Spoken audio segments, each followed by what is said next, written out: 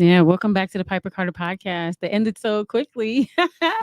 That is our artist of the week, Ego LMA. We're going to learn about her in a little bit, but I would just wanted to welcome everyone to the Piper Carter podcast. We are working on bringing you our podcast live weekly now here on YouTube and other streaming channels. So I just wanted to say peace to my co-hosts, Deja, Brittany, Jireh, and this evening we have the owner, founder, and creator of Detroit is Different, Khary Fraizer. So welcome y'all to the Piper Carter podcast. What up? What up? What up? What up? Yeah, how are we doing today, Piper Carter people? We are Yeah. good. We are good tonight. Good, Thank good. you. Okay, that's what's up. Brittany, how you feeling? Good. Sit next to Jireh, who wasn't here last week but has joined us. What's up, Jay? Welcome back. Welcome, welcome. What up, though? Yeah, so I guess normally how we start the podcast is we kind of learn about, everyone's week right before we jump into the topic. So there's so much going on this week. I'll just be honest and say I've been taking a lot of business classes and that's going pretty okay. So in between business classes, being back in the gym, I have been secretly watching 80s Lifetime movies back to back. So yeah, what you been up to, Deja? I've just been resting. I've prioritized rest for the past week. Kind of broke it on Sunday. I think I went out to Spotlight. Had a nice little drink. How Theo was Parrish Spotlight? was there. It was pretty cool. It was a low key crowd because it's getting cold outside. But Theo Parrish is there like every second Sunday, so that was a nice. It was a really nice night. They have a new drink there called the B-side, which is pretty good. The straw is actually a cinnamon stick, so that was fun. That's dope. Cool. Other than that, I've just been resting and relaxing. That's cool. What about you, Brittany? I've been up to a little bit of everything. I would say for rest, I've been watching a lot of NBA basketball, which has been, I think, one of the best seasons that I've seen in a long, long time. Like the East has about 8 teams that are amazing. The West, the Golden State is back on top, which is interesting. You got temporarily. You got the Lakers, Bron in his, I think, 12th season. Playing like his second or third.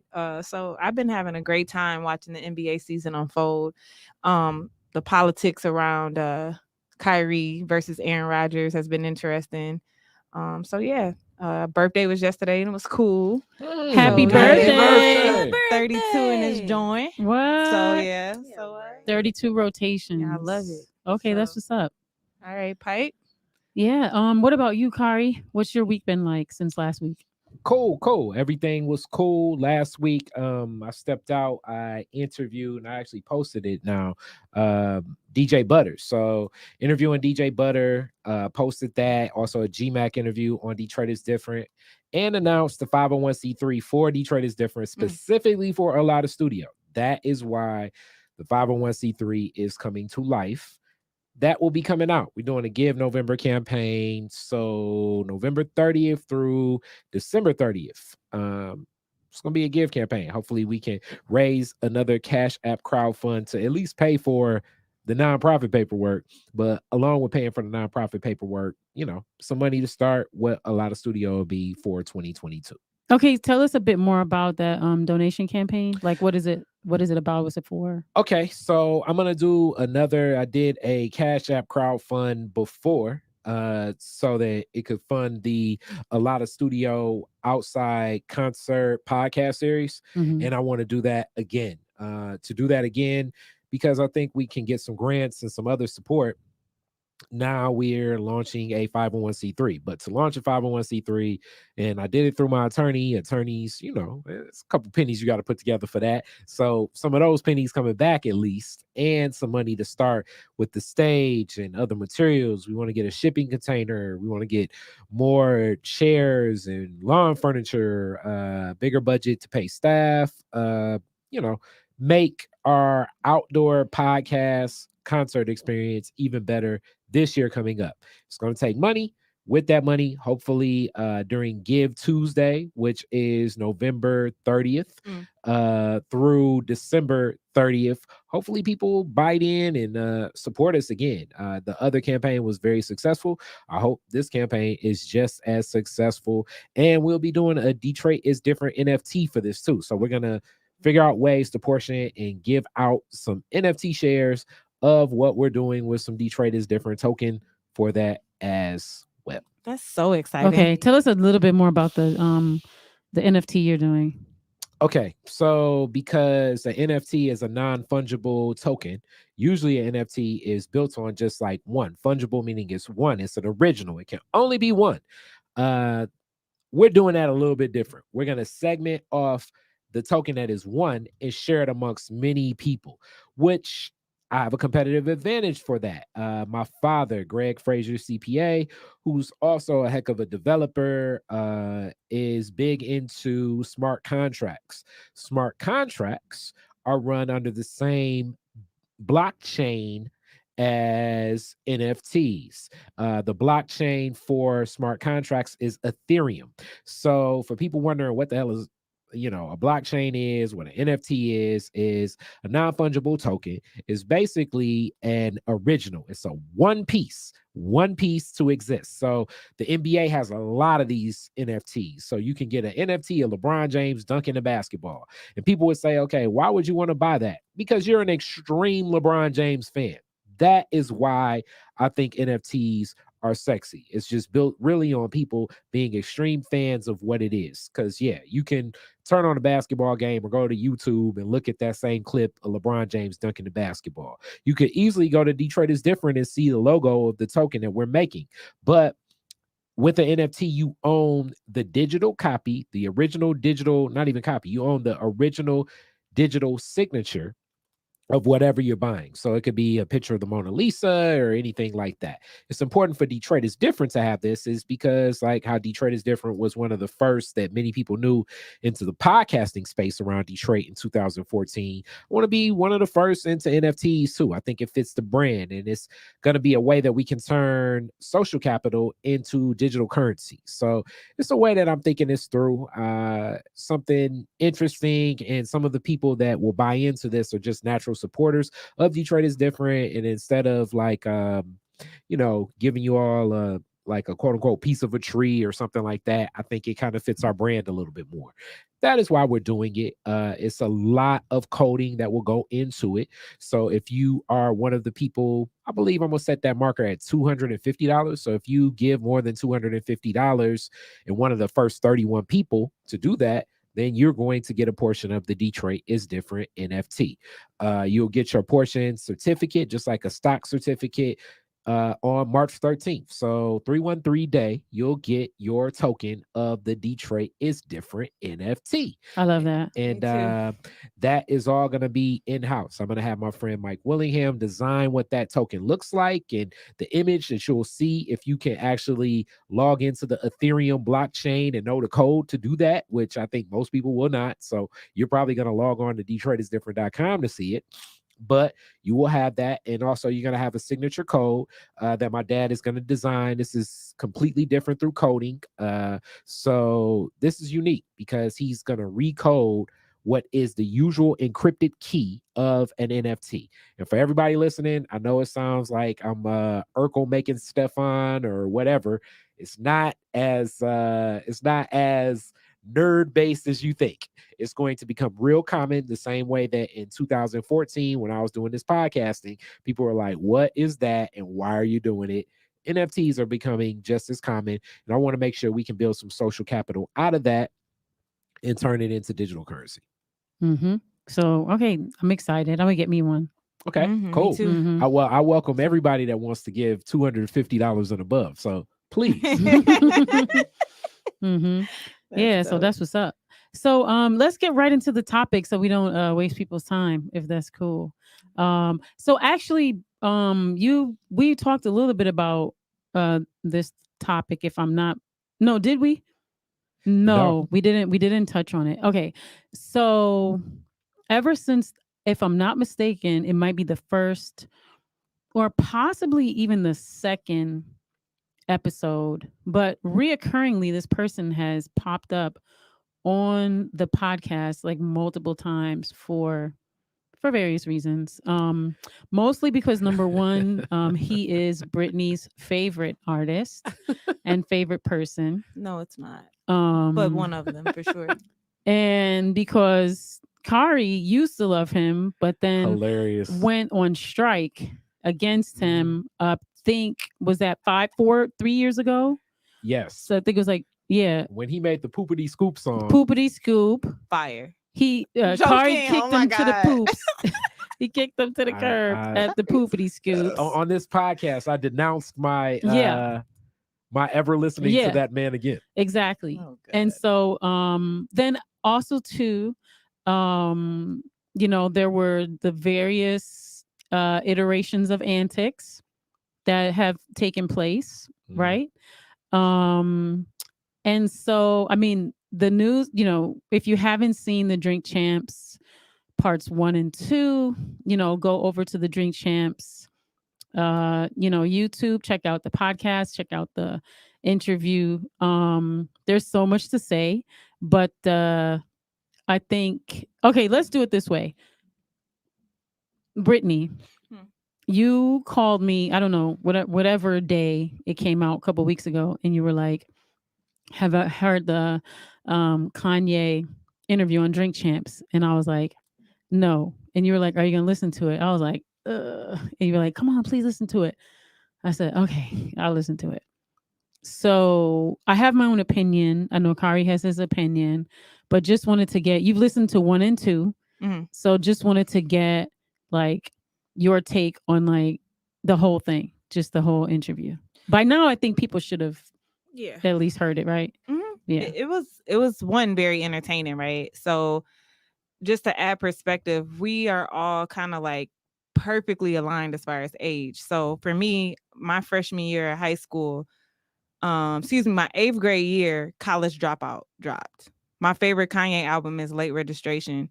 My fanning for Kanye goes as far as music goes is my Deep Dark Twisted Fantasy, which is usually shortened. Kanye for me, I'm a middle child when it comes to being a hip hop fan. So Kanye for me was the evolution of kind of the mainstream hip hop of today, right? Like a lot of people say, he birthed a lot of the talent that, you know, we talked about Travis Scott last week, right? He, you know, is one of the, I say, people that kind of influenced Travis Scott, the Drakes, you know what I mean? Just sonically, as far as controversial, you know, kind of I do what I want. So the Drink Champs episode for me was cool. I would have liked to see them, you know, critically, I would say I would have liked to hear Ye talk more about, you know, music, just because he's added so much to the music, I'd say, the music ecosystem, just to say. And I think that was one of my favorite parts of the, you know, of the Drink Champs, is them talking about hip hop and what it means to add to hip hop and who has added to hip hop. I thought, again, it was very entertaining. I thought that, of course, it was controversial, you know, the way that he addressed certain things, you know, Big Sean, John Legend. And I think that was all done based on, you know, it being for entertainment and him wanting to respond to it based on him feeling slighted by the things that they said. I think that there's consistency in Kanye West more than what people know. Even just from the message of him talking about his spirituality and, you know, how he views God and how he views Christianity and where it falls in his life, right? I think it's very consistent. His first album, not to be cliche, you know, he talks about Jesus walk, but even if you dive deep again to my favorite album, Late Registration, you know, he to me has always been very consistent. Now, albums after my Deep Dark Twisted Fantasy is when you start to see some of his openness about his mental issues. I think that, to his point, you know, not everyone is going to think like us. I think some of the most talented people, we haven't in decades and years and centuries had an opportunity to get up and close with them, right? Like, we don't know. We are very, I think, very, some people will say fortunate, or some people will say we're very close to the people that we like, that are celebrities, right? We get to see their movements. We get to see how they talk. We get to see how they walk. And so sometimes I think that we forget that it is just entertainment. I think sometimes we forget that these people have, music is his profession. So I think in all, it was a great interview. The second part was great. I thought them discussing Larry Hoover, bringing attention to Larry Hoover, him giving Larry Hoover's son the opportunity to speak was dope. And it is what it is. It's entertainment. I don't think it's any more than that. I have opinions that I agree with Kanye on, and then there's things that I disagree with him on. And I definitely think that I wouldn't handle half the things that he does the way that he does them, but he's entitled to doing that. So that's so my let's piece. come back to you and talk about what you do and don't agree. But let's hear from Khary real quick. Hilarious. As the great Rick James said, cocaine is a hell of a drug. Hilarious. The man looks like he's all right, first off, I did not watch part 2 because part 1 was already so lengthy. In some of what he said, kind of like what Brittany said, I think there was some merit in his message. Merit meaning that I follow where he was coming from, but then it also, just due to the style of the interview, Noriega didn't press him as much on some of the other things that he's done that he hasn't really spoke on in so many years. I do believe that Drink Champs as a platform for hip hop and honoring what hip hop is something helpful for hip hop, but we still need to dig a little bit deeper. I do think mental health is something, but drugs clearly in my experience, in his rantings, in his behavior, more is going on.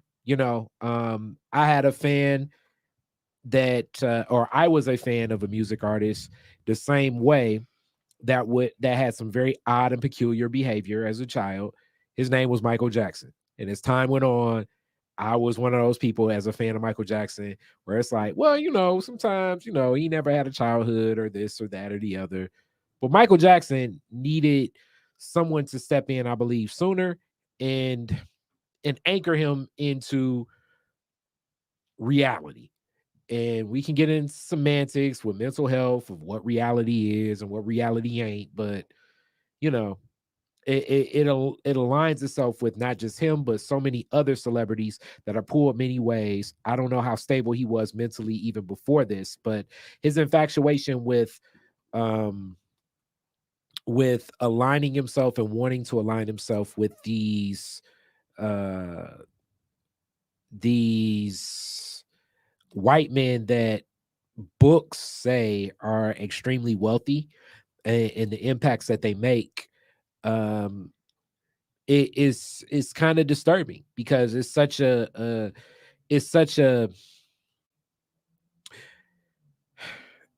he's already aligning himself in all of what he's pursuing and what he means and how he measures his role of success as something he will never be. So being that he's looking to align himself in success into something that he will never be, this creates the constant cycle of psychosis, a constant cycle of him being in a space where he feel like he'll never measure up, where you're going to be needing to rely on the drugs and other things to just disorient your reality, because he's already disoriented his reality of what he sees success for himself being, and looking up to people that, in my mind, in my opinion, have been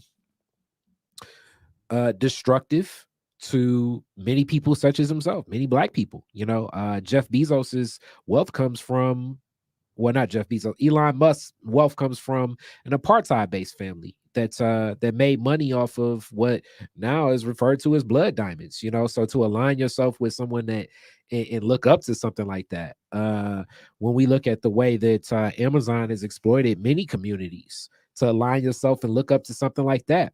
We already understand the alignment between the Disney fortunes and Disney's role in the Third Reich and everything that Nazi Germany represented. This is who he's looking up to, and this is who he's honoring. And to be who he is and to be so creative, it's sad to see a black man look up to and honor these men just based on the whole idea and concept of these people having wealth. Okay. Oh my God, there's so much there. What about you, Deja? Did you see one and two, or did you see one or two? I only saw part one. Like Brittany said, I thought it was entertaining, but her and I had a conversation about this like last week, where she called Kanye, or I'm sorry, Ye, the underdog, where he always feels like he's the underdog in any situation. You can hear that in his music, you can see that in his interviews. And after she said that, and she said that before I had a chance to watch the entire thing, and after watching it, I see that she was totally correct. I never considered that view of Ye before, but it is really accurate.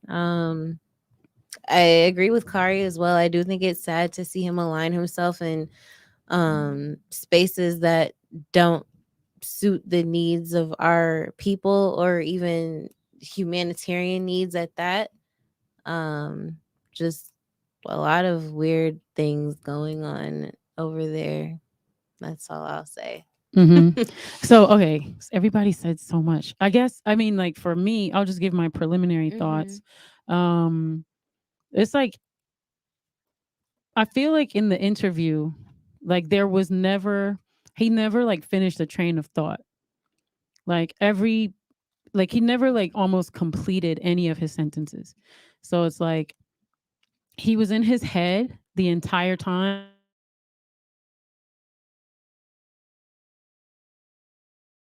Like in general, he would have a thought, he wouldn't complete the thought. And then because he's in his head, there's like an assumption, and then he'd make a whole nother, like statement. So I was like, okay, that's a thing. Yeah, I'm like, Nori, I feel like Nori's questions were like terrible. I feel like I appreciate that Nori has like a successful show. I'm really glad for him, but like for real, he sucks as an interviewer. Like, yeah, like he didn't really get to the heart of anything. I don't think he was trying to. It just felt like a laid back conversation between homies. Yeah, that's what Drink Champs is. Yeah, I mean it is, but then at the same time, it's also like That was the asking questions, like so that because like there was a lot of like internal communication. So like if you're having a conversation, like that's cool, but once you're like showing the conversation, you know what I mean? Once you're like sharing that conversation with your audience, then it seems as though you should clue the audience in to at least some of your, what do you call that, like inside, like your, like some of your inside like communication, or your inside jokes, or stuff that like only you and I would know. But then if we're having a conversation here on the podcast, that's stuff that, if we're sharing it, then it's meant to be it's meant to be um for public consumption. So if I it's, get that, but you see there's what I'm also saying? an intimacy in seeing two people speak about something that's more intimate to them. It just makes you feel like they're bringing you into their world, and then like you're catching up, and then you're getting those stories. But it was on Ye because he wasn't completing his thoughts, like you said, and Nori wasn't really pressing him. It was just a general laid back deal. Yeah, no, I get that. Yeah. I just would prefer if Nori would have say like, okay, you didn't finish that thought. Like, go ahead and finish that thought. Or you were saying this, like, go ahead and finish that. Or and then the other thing too, I think Nori, because he gets drunk or whatever, it's like then he forgets. So then it's like he's having the conversation. Then it's like you miss like like most of what could be said, because then he is like lost or doesn't understand. And it's just like, I don't know. For me, sometimes it's difficult for me to watch Drink Champs for that reason. Like it's cool with a person who knows how to hold it, maneuver that, like a Dame Dash or Irv Gotti. They know how to, say what they for that reason, like what they need to say. With a person who knows. Oh my God, I hear myself. we're playing with the technology now, so we can kind of hear what's going on as it's going on. So yeah, I think another thing is I thought he was kind of creepy. Yay? Yes, I thought he was very creepy talking about Kim Kardashian. I feel like he kept saying, I don't care what people say, I don't care what she says, like she's my wife and she's gonna always be my wife. And I was like, wow, that's like super creepy to me. Like if she doesn't want to be with you, if she's done with you, or anyone, if a person is like doesn't want to be in whether you're married or not married, if a person is like, okay, I don't want to be in a relation, I don't know, my personal take is like you can't say like, oh well, you took a vow so you have to be with me. I feel like that's hasn't come super out and crazy. said that. That's why that gray area is there, and you Yeah, can. they still support. So I don't. Yeah. No, I'm not talking about support or not support. They have kids together like that. I She's get. just talking about claiming. No, I'm saying like I got you. he's like, oh, I don't care. She's my wife and she's gonna be my wife. And I'm like, whoa, like I that know- possessive. I thought he was saying, and I could be wrong. I thought he was saying that this is my only opportunity to shoot my shot. No, And he literally said that though. Like he said, no. he said He was on some creepy stuff. He was like, I don't like she like basically his thing is like I don't care what she says, she's my wife. And he because he even said because I haven't signed the divorce papers and I'm not gonna sign the divorce papers. He didn't say that. Go back and look. He said that he hadn't signed them. He didn't say that he wouldn't. Yeah, it's the difference. Go back and look. I think a And couple listen, different it's things. creepy to me. Okay, I could get It's the right to possess them. I did get a vibe that, I mean, it's so weird because it's like anytime a guy does something women don't like, it falls in toxic or creepy. But it was definitely odd the way he kept referring to Kim as his wife. That was odd. Just knowing so many of my friends that are married, they rarely refer to my wife, my wife, my wife, my wife. But the relationship itself, like all the relationships in that Kardashian family, are odd. Agreed. You know, and I also don't think that being Lord knows this podcast, I'm gonna say the way she's carried herself and the brand of promiscuity and sexuality and all of that, like his mental state, I don't know if he has the character to deal with a lot of that. Period. So Like her freedom. I don't know about her freedom, but I mean, it's not her freedom. If anything, I think he's getting exploited by that family. If we want to truly look at the whole situation, like I think he's being exploited in a lot of ways by that whole, like every black man that seems to have entered into connecting with that family have been exploited. Like, I mean, when we look at the strain of Lamar Odom to any of them dudes, Tristan Thompson, black men interacting and dating a Kardashian usually is something that is going to leave you destitute and harmed. So, whereas this may be part of the branding, and maybe his fragile mental state is what attracted them together.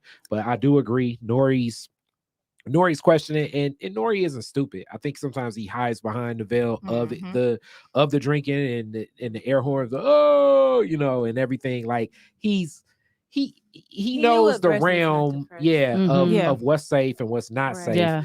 Either way, this interview is being championed by a lot of people that Kanye knew would like stir the pot. Like, I mean, him saying that he does anything that Democrats want him to do. It's like you need to explicitly say, okay, why did you say Donald Trump is your father?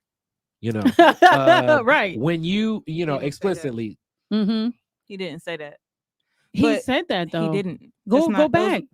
Okay. We want me to pull it up right now? Yeah. Okay. Yeah, pull it up. And then or father. Did he say father figure? Did he say father figure? That's what was stated. Okay. Well, let's stop right there then. Yeah.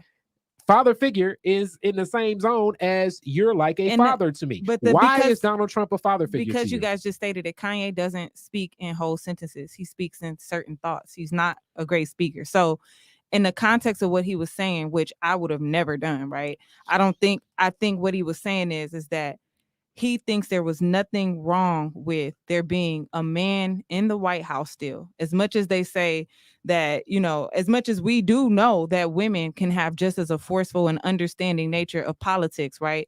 It's still nothing wrong with a man being the lead of something. Then that I think it was a very extreme analogy to say he is kind of like a father figure in the way that not a father figure to him, but he reminds him of a father figure in the sense that, okay, here's a guy who people tell, you can't do this, you can't do that, right? And you still overcome those things. Okay, now, if I ever hit the witness stand, damn, I want Brittany to be my attorney. But for I mean, real. let's breaking it down because we missed let's stop. certain Let's points. stop. Okay, Yeah. but you're stretching. You're interpreting what he said. Right. I'm taking what he said at the flat level. Yeah. He said Donald Trump is a father figure to me.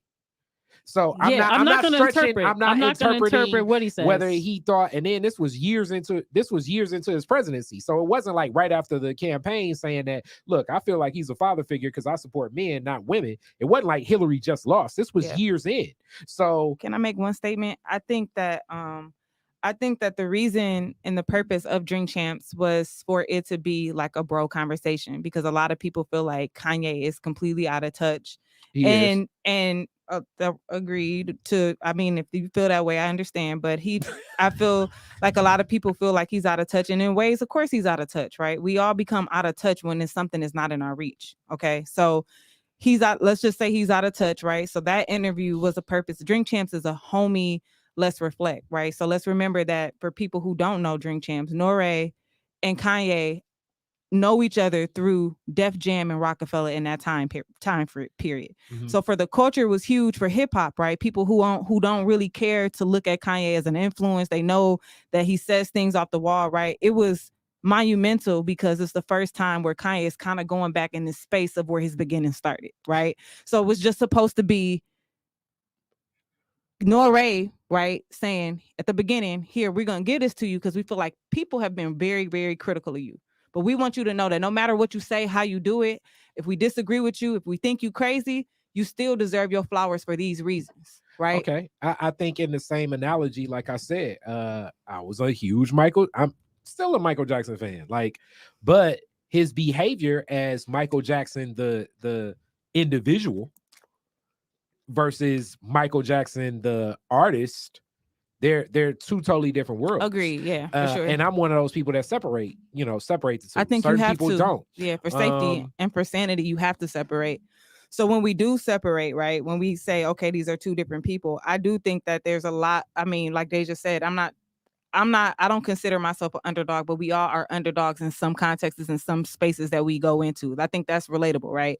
So when you look at when you streamline Kanye's whole career, the news headlines, his whole career, he is not a likable person, right? He's the person, why do you have that pink book bag on? That is not hip hop. Why do you have that pink polo shirt? Why do you have a polo shirt on in general? Why are you sampling music right now when people are using heavy trap beats? Why are you using samples? Who are you? And I think, who are your influence? Who is this? Why are you hanging with Mos Def? Why are you hanging with Talib Kweli? We don't like that. Well, right? he came out with a quote. He came out with a quote today and said that he acted like a backpacker. That was a joke, right? That was sarcasm. That was okay. To and add to that joke. How are you? You're not a Ye fan, right? But at this point, he could say, "Hey, I worship the devil," and you'd be like, "Well, look, you gotta understand that the devil is just an analogy for going for the other side." But I can never get mad because this is what y'all opinions, right, are the same opinions of like everybody, right? Like no one. It's not about opinion though.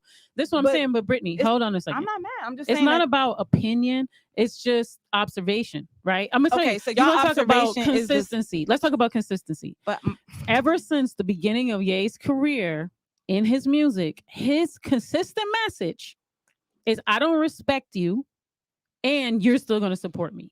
That's his consistent message to his fans. I don't think that's what it. Go back and listen to all of his music. Okay, so let's talk about College Dropout. That's right? a common thread. Let's talk albums. When I get on, I'm gonna leave your ass for a white girl, which he actually did. Okay, let's talk music then. Let's talk College Dropout. Okay, Armenian. So let's talk College Dropout, where that message lays. Right, the first song of College Dropout. Right, the introduction. Right.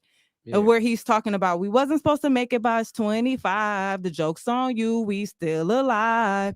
right? I don't hear that message in that music. But not that line. But I'm telling you right now, when I say, that's the first song. But listen, Brittany, I'm not going to go song for song in the whole pack. I'm telling you, a consistent message of his brand. If you go through his entire brand, all the way from I don't see it. Okay, go back and listen. Late and I'm telling you, right, you know why he doesn't, you know why you don't see it? Because you love him Roses, and you're blinded. Okay, so Roses. You're blinded by the love. I'm telling you right now, that's a consistent message. Is he doesn't care about his fans. Can I have an opinion? So you can have an opinion, Brittany, but I'm just telling you, can't. Not no everybody one's telling you not to. Nobody ever thinks that has that same observation as you guys. I mean, but I'm trying to use the analogy with Michael Jackson. Because like I remember when I saw it was like I think he did with the Bashir interview, right? Mm-hmm, yep. And then I saw him climbing trees, and I saw he brought a life-size Incredible Hulk and Spider-Man to Caesar's Palace as like his place to stay for a month. And all my people was like, "Hey, this your man's," and I was like, I can't at this point. Like I was like, look, you don't understand, you know. I mean, if you ain't had no childhood, you want a life-size Incredible Hulk, and I just think that even with me taking Las Vegas, I just think it sucks that even when you try to say like I see things differently about Kanye, you're automatically a Kanye stan. And like really, what I'm saying is, as a huge Michael Jackson stan, but the sad reality I think of both, and even Whitney Houston and so many other artists, are people around them will exploit them to no end, where they will allow of certain inconsistency, like help is needed. Now, I do think that it's some truth in what Piper said. Like part of his own insecurities have been revealed in his music. I think that's what has drawn certain people in. A lot of artists. What I'm saying is, but those artists aren't on the platform that he has. I think so as he's gone further into that, he still continued to be exploited, and some of his strains of consciousness and reality and how he plays with it. And then in today's culture within trolling, I mean, all of this stuff is kind of known for like clickbait. He knows by going on this, it'll help what's the Donda album or whatever. Yeah. It'll help the Donda album sales. It'll help the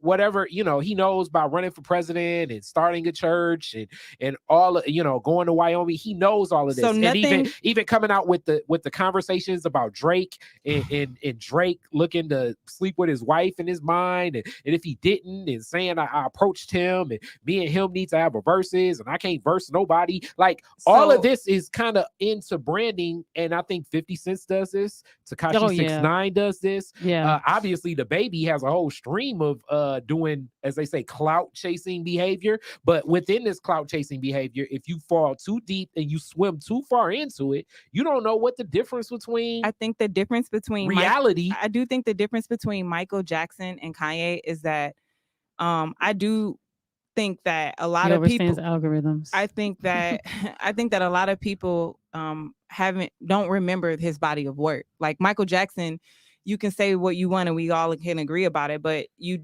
remember Thriller, you remember Off the Wall, right? To say that his music only reflects that, and you have a person that is very intimate with his music in the room, and that's the reason why I hold on to my fandom from that perspective. I think that's a little biased to say that. Like Late Registration and a lot of his albums are great albums that don't discuss his ego. Michael Jackson has great albums too. And so all I'm saying, I just think, Brittany, if you go back and listen, finish my sentence. I'm just saying, if you go back and listen, then you will. If you go back and listen, if you listen, then you will see. You're saying that I haven't listened. Theme. You're silencing the fact that I am listening. No, just because I'm just saying, if you were to. Moving forward in the future, sit down, listen. I've done that though. So you're silencing me doing that because I don't agree with what you're saying. That's not what I'm saying. I'm saying if you were to, from this day forward, go listen to the albums. And I'm telling you that he's been very consistent. Piper, what about song? disrespecting his fans. I'm talking about every project. Piper, Late Registration. I cannot let you say that and think that that's a fact. Late Registration does not if anything, Late Registration brings his fans in more and makes him more relatable. You have Roses, where he's in the hospital watching his aunt pass away, and he's documenting it through a rap. You have Diamonds, Sierra Leone, where he exposes blood diamonds. That is a I think- powerful song. Okay, where it's a he's- powerful song. and you But have do you that listen, but whole- listen to the lyrics of the Yeah, song? Piper, I can pull up the lyrics to Sierra Leone. Pull them up. Okay, let's pull them up. Mm-hmm.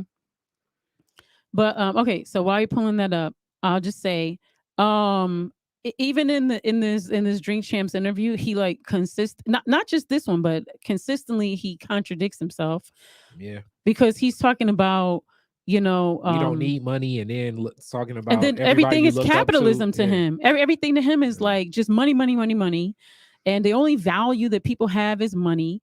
All of his relationships are money. He just talked about how he disrespected all of his so-called friends on a group chat and told them, I have more money than all of you, so I need to be the leader.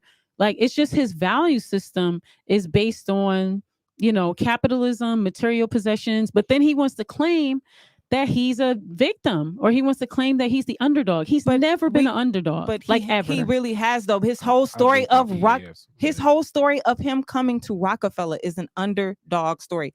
That's why College Dropout, the end of the album, is so important, because you have family business, right? You have him talking Last Call, one of the most powerful songs at that time, right? Where he is discussing his whole story of becoming a rapper, right? He was silenced with even in his own group. I do agree with you there. I do think that his beginning, and then somebody said not Whitney in here. I do think his beginning things were different, but so much of the consciousness changed over time in that arc. I mean, he's very creative, he's very talented, as goes, I'm not even gonna mention another guy from Chicago, but also got some other mental stuff going on with both of them. And I'm not saying that, I'm not being as dismissive in saying that all his music is that, but obviously he's not centered, he's not grounded, he is something off with him. But part of what's so sad, I think, about all entertainers, just looking at this in a macro, when something is off with you, the industry will exploit that and capitalize on it. That's all I was saying within Whitney or any the other guy from Chicago or whatever. Like, it will see your proclivities. It will see your challenges, your mental health issues. And I really do think that the Kardashian family has a lot to do with this as well. And it will exploit that, So when you're in this weird distorted reality where people are, giving you drugs to wake up and give you drugs to go to sleep and having you go here and having you go there, and I want to do this, and you know what I'm saying? Hey, I want to start a church tomorrow. Hell yeah, we'll help you start a church. Hey, I want to run for president. Yeah, we'll help you run for president. Nobody's sitting around saying, yo, man, let's go to some grief counseling over your mom passing away, especially those conditions that were around that. And I'm not saying nobody did that, but obviously it's enough people looking to capitalize and cash in on their relationship with, whether it be Kanye in clothing, Kanye in music, or Kanye being in silent, concerts, or whatever, and they're allowing for him to fall further and further. Like I said, that's why I had the Michael Jackson analogy. But if he's telling you, that he's the boss, if he's telling you that he's a boss, he's the leader, he's the one, right? And then, where's the room in that? If he tells you he doesn't respect you unless you have as much money as he does, right? And he said that like consistently. So if he has no respect for you, but then he turns around and says, oh, these people who are around you and keep their mouth shut, like they're industry plants. It's like, how can anyone, work with you or for you and speak with you, right? You've already basically suggested that, you don't respect what this person says because they don't make as much money as you. So I guess my only question to you guys is how do we view Kanye in the history books? As a controversial rapper who was insane? Is that how are we labeling him? I mean, I don't think we need to label. I'm asking you I don't think we need to put a label on I guess him. I'm asking, what is the final thought on, because I feel like we always, not just we, like I think it's very consistent that he's discussed in a very negative manner. Even if it's the truth. Because he's disgusting. He has a disgusting personality. Okay. That's my opinion. Now I'm giving my opinion, then I'm judging. He has a disgusting personality. He clearly doesn't care about humanity or people. I mean, he was on there talking about building community, but he's the least community minded person ever. he's just basically told us that he doesn't respect anyone if they don't make as much money as he is. He's confused, thinking that Elon Musk and all these people are his real friends. Like, I mean, just there's countless examples of how he has already talked about people who he's had, intimate relationships with, whether, personal or whatever. And he completely, misuses that relationship or just treats people terribly. And then he goes on songs and interviews and basically gloats about it. You know what I mean? And that's my, opinion. I don't have a positive opinion of Kanye, and That's it's just because of his deplorable pun intended behavior. And I would say, I don't know how hip hop, this is what's so tough even about hip hop in general. That being a hip hop artist and being like clout chasing and controversial, especially in today's internet age, it's hard for me to even know what's reality and what's not reality. It very similar to his father figure. Like, are you going to give him your kids for his orphanage? Well, let me put it like this. Or not your kids, but would you trust him to have orphanage for kids? But this is where, like, I guess I look at things maybe more inbound. I'm still looking at it through the lens of a hip hop artist, as a person that loves hip hop. And in the lens of a hip hop artist,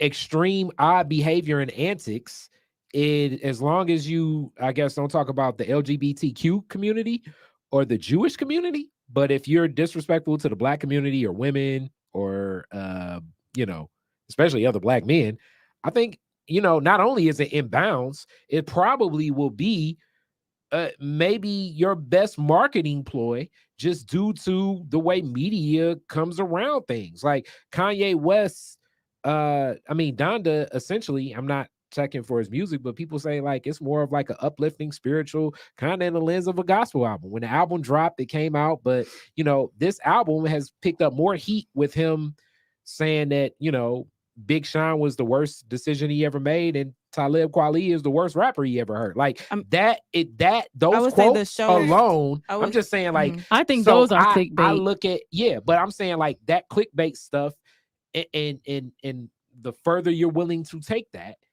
is kind of maybe the route. So I don't know if I look at any rapper and say to myself, are they grounded in reality?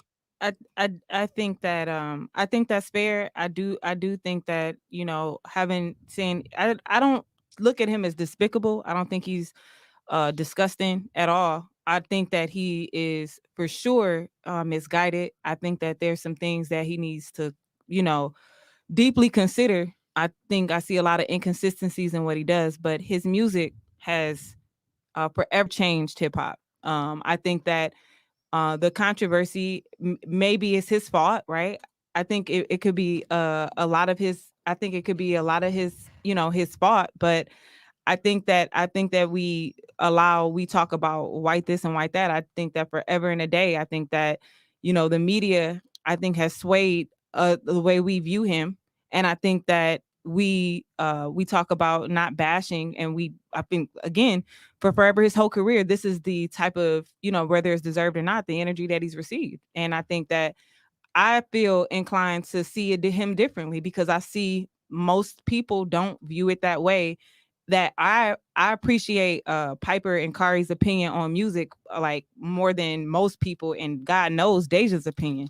But I think it's also important for people to see and understand that have completely will never dig into Kanye's catalog to understand how much of a genius he is for music. I think that even when you talk about fashion and him doing certain things inside of fashion that have never been done, like he said, Yeezy is 100% owned company, and I think that that's something important. I think that it is important, for Black men to uplift other Black men. And that's how I saw the Drink Champs interview. I don't even like saying stuff like that, but I do think that it's important to see somebody who is considered a best friend of Elon Musk, even though I think a little bit of that is, I don't agree with that or disagree with that. That's his life. That's who he surrounds himself around.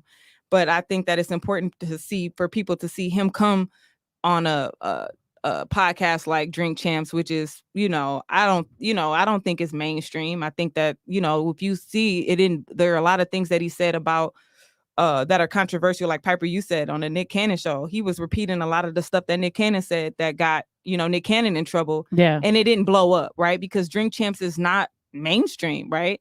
So I thought it was cool. I thought it was cool for him. I will say this. He hasn't done, like, that's the thing that kind of annoys me about him is he keeps saying that he's done stuff that no one else has done. Lots of black men, lots of black people have had their 100%, own fashion company. Like maybe he, is a person that people might know, but there's a lot of people over history, over time, Woolly Wear. Like there's a lot of people who own. I'm like Kanye on Sway. Own their company. How, Sway? Where, Sway? But I'm just saying, like, people have owned it's like lots of black people have owned their company. That's what I'm saying. The like story why he presents it is because there's a lot that goes on in the background in the way that he did it, right? I'm talking about from his perspective as a rapper, right? When we talk about S Dots, when we talk about the G Unit sneakers, when we talk about Jordans, right? We talk about shoes to the hip hop community, not other black brands. We're talking about in his peer group, right? And what he has done with the relationships he has built as a rapper at Louis Vuitton, at Nike, him opening the doors for directors, right? When you talk about what's the older guy name, not Virgil, what's the old Dapper Dan, right? When did Dapper Dan get his deal at either Gucci or Louis Vuitton? I think, was it 3 years ago? Okay, all of that has a lot to do with the Kanye West movement. And I'm not saying that Kanye West is the inventor and he's the best person, but when we talk about ensuring that, I don't think Kanye's going to go down as a musically disgusting person. I think he's going to go down as not musically disgusting. So I think it's important for us to separate certain things because I think the media only can. I'm not separating. No, that's fine. No, that's fine. Because his music to me doesn't disgust me. As a person, disgust me at all. As a person that still separates, like I say, the other guy from Chicago that's locked up for a long time, and I think he's a musical genius as well. And I try to separate, but it still becomes like, now when you think of it, and definitely Kanye has no acts of criminal acts like that in the same vein. I don't see what he does as disgusting, but I do think that like 50 Cent, it's over egotistical. Agreed. But everything 100% within hip hop is over egotistical. Mm-hmm. So it's going to be like, I'm the first to do this. I'm the first to do that. I'm the first. I mean, Cameron in an interview, I was this and I was that. Right. If I wasn't in the room, then, Jesus would have never, been able to help the people. Like it's hyperbole, but this is only a sign to me of also the people in your circle that allow you to live in that reality of hyperbole. And these deals that he talks about, even with the whole how sway, there are a lot of black brands over the years. Other things, like even the guy I looked up to, Michael Jackson owned through catalogs and licensing. But Michael Jackson owned like if y'all can appreciate 2/3 that, of most publishing in music. I don't think he's disrespecting that. I think if anything, if you can respect that level of artistry and movement in a black community, you for sure have to respect Kanye's. But this is the disrespect that I would have in reference to that then.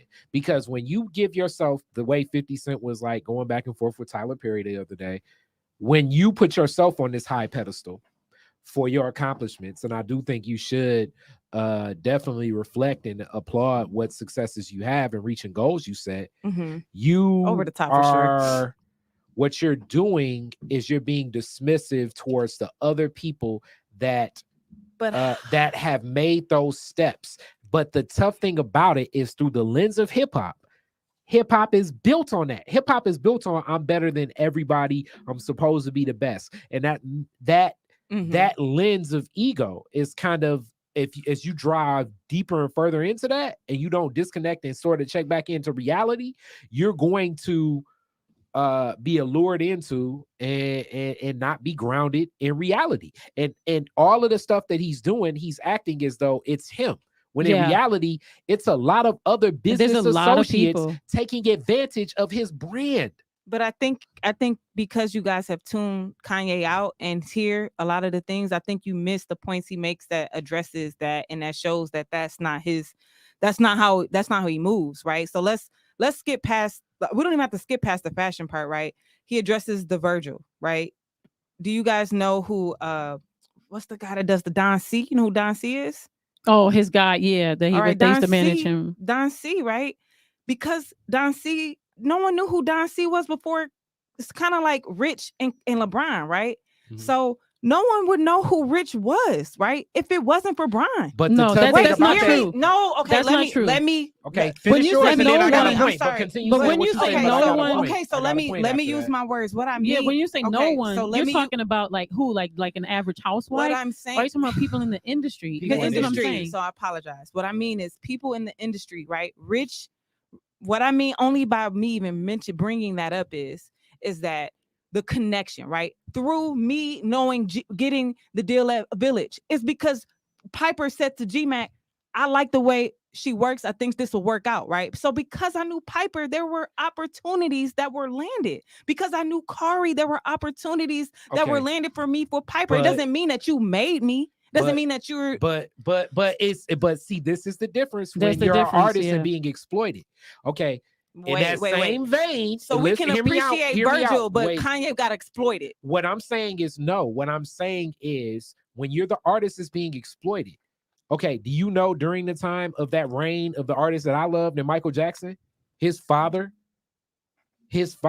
was one of the biggest brands in all of music management throughout the 80s. But the minute that Michael Jackson took over ownership of Sony and Tommy Mottola said, you know what? We ain't messing with this guy. Joe Jackson's stock went from being that guy that was pulling moves for Oprah, Quincy Jones, everybody in the industry. So what I'm saying is, I think the minute that LeBron James retire, Rich Paul will have a lot less clients. The minute that Kanye West is no longer needed to be exploited by the machine, Don C won't be in the mix. I don't see what it, I'm but saying, that's not. but I don't think that's always happens like that. And when I'm saying when you're a commodity that's being pulled on and exploited for your celebrity, and they have done that often for Black people since. But I don't know, the since thing Peg is Leg Bates that and Satchmo. but the thing is, and that's why I'm you're- glad Piper corrected me. Rich is an intelligent, smart. It don't Hear matter me, but how hear me. The intelligent you point are. that I am making, like people say, the whole point of a person putting in a word for you, and for it to be done the right way, is that you truly have to stand on your work. You truly have to separate Okay. yourself. And So, this is- so the only reason why I even bring this up is not to go deeper into exploitation. It's the fact that from Kanye, from Khary, from Piper, things are created. I give And you to that. ignore that is so, to me, it's a But- borderline disrespectful. But And what that's you're- what but he's what you're doing. not- but That's what what you're- Kanye is Okay, I doing. don't all think right. that. I think we're having two different That's discussions. what right Kanye here. is doing. Okay, now I think we my ignore my point is this: the building of a community when we say He's Brittany, not building a community. he already though. has. He hasn't. Brittany, Brittany. In what he wants to do, right? He hasn't built a community. And what Kanye wants to do, he has built a community. He's not built a community. I think he has. But I think Brittany, that yes. Brittany, hear me out.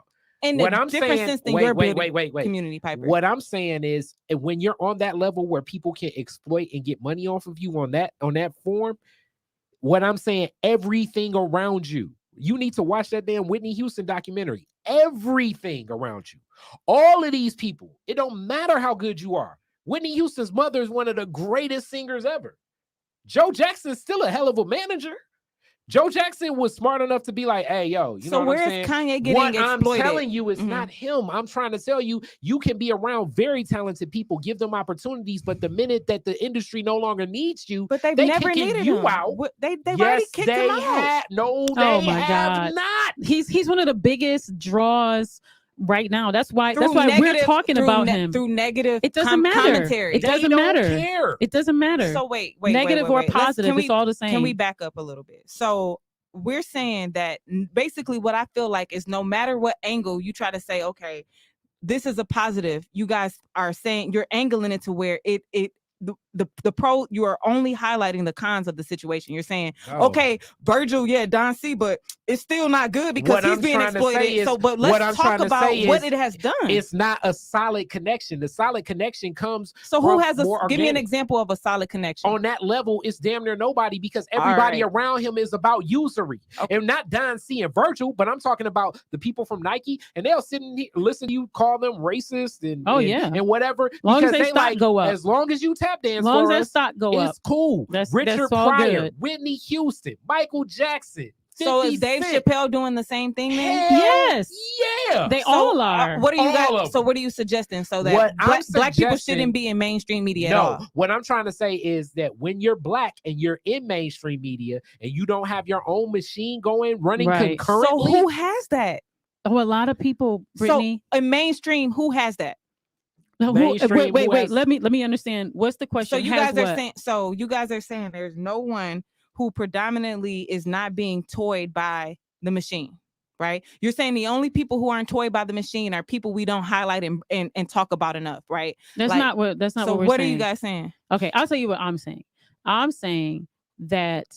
Okay, I have 3 points. 1 point, I think, number one, making everything an absolute. Like there is no, like absolute, right? Like you can't, like, we like to put things in absolutes, but that's only for sitcoms, right? Right. So it's only absolutes are, it doesn't exist. So I will say that, the he presents as though he's, poor Kanye. He can't, be, the billionaire that can exploit everyone, and he's everyone's trying to get him. But what I would challenge you to think about is he is in a position to do all these deals because of his high, what do you call that, cachet and his visibility, and because people but the machine bought into him. he's bought into, so he is able, let me just finish, he is able to do these kinds of deals. And at the same time, the reason he keeps saying about being a slave is because he moves, so that's his MO. But I mean, to be honest with you, I mean, if you look at Little Brother, if you look at Ninth Wonder, if you look at, I mean, there are countless, examples of people who, that are in not just this industry, but also in the fashion industry. Like I said, Maurice Malone, there are countless people. Now, Kanye would have you believe that they're not to be respected because they're not billionaires. But what I'm saying is, if you own your brand, if you are doing business, like I would say, overseas, in the States, you have, I mean, they say in business, if you have 1,000 supporters, you know what I mean, loyal supporters that are keeping you, functioning Afloat. in your brand. For me, I just don't think that you have to be a billionaire in order to be respected. I feel like there's a whole ecosystem of people. There's 7 billion people on the planet, and there's a whole, that's why we have niches. There's a whole audience for, like, each person can develop their audience. So to just say that people are null and void because they're not, because they don't have this relationship, you know what I mean? Like these same billionaire relationships, like that's ridiculous. And let me say this too. And let me say this too. So when we talk about black artists, it's definitely happening to black artists, but it happens to white artists. Yeah. Britney Spears with her conservatorship. I mean, the way the industry exploited her. What I'm trying to say is the way the machine is set up. And when I say the machine, I'm talking about the attorneys, the managers, the agents, the venues, the promoters, the publicists, the marketing teams, the budgets. The way the machine is put up, it's almost like you can take any person, drop them in as a clog, and it's going to run through the machine.